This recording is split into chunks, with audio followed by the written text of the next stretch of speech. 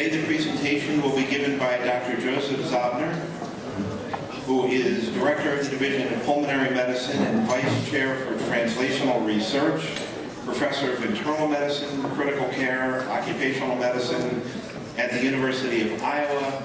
And if you have read his very distinguished biography, which I will not repeat, you will probably be exceedingly impressed with his accomplishments and wonder what in the world is he doing here. And the answer to that is, we're about to find out. This field has developed through interdisciplinary collaboration and interaction, bringing together people whose work appears disparate, but would bring new concepts, new methodologies, new perspectives to our field. It started in the early days with people like Ingo, who brought the rigor of a physicist, with computer scientists, aerodynamicists, people who had great expertise in their own field, who were able to become enthusiastic about and interested in voice and apply what they know to finding out about what we don't know yet. So today's keynote should be fascinating in its own right, but also will hopefully give us new insights and new tools which we can apply to the study of voice. And perhaps in the best of all worlds will intrigue Dr. Zabner so that he includes voice research with his laboratory and his graduate students in the future and applies that special expertise to finding out more about what happens after the air leaves the lungs. Dr. Zabner, welcome and thank you.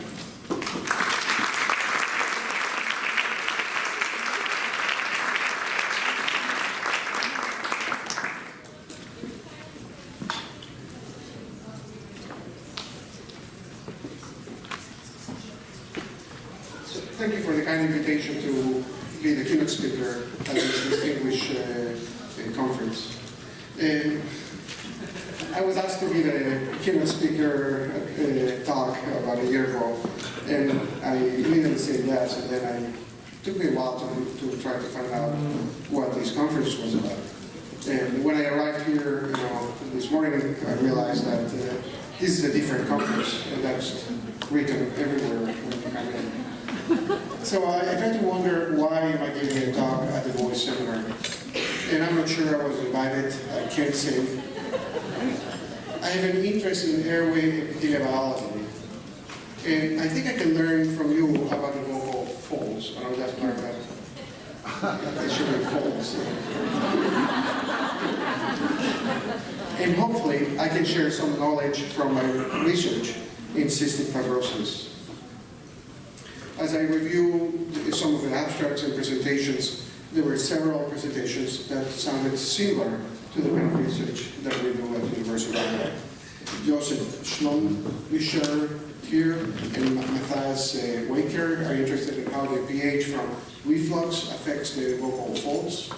Care and Occupational is interested in wound healing, and we do a lot of work in stem cells and epithelial regeneration. Freddie Sivanskar is interested in tissue engineering, and Patrick Abibol is interested in human vocal cords. Things that I don't sound that foreign to me, and hopefully some of our research can be applied to these areas. So as I review the vocal folds in the larynx, which I had not studied since I was in medical school, I was impressed by the similarities and dissimilarities between the airway epithelia and the elements of the larynx. So the airway epithelia is lined by ciliated pseudostratified colonization epithelium with abundant submucosal glands. The larynx epithelia is identical. It's undistinguishable from the airway epithelia with ciliated pseudostratified columnar epithelia. The vocal folds, in contrast, they have a stratified squamous epithelia that it's more, on appearance, it looks a little bit more like skin, but in practice, it's fairly similar in its function to the airway epithelia. And finally, the epiglottis is also lined by stratified squamous epithelia. How do the vocal cords maintain its hydration and the composition of the liquid that lines it? It's incredibly similar to the way the airway epithelia does it. Reviewing the literature, I found that a paper by Leiden et al. That showed that CFTR is localized in the superficial cell layer. And here in this immuno-EM, you can see on the arrows that in the upper two cell layers of the squamous epithelia, there is CFTR at the apical surface. When they take the epithelia from the vocal folds and put them on Using chambers, they can find that they have sodium currents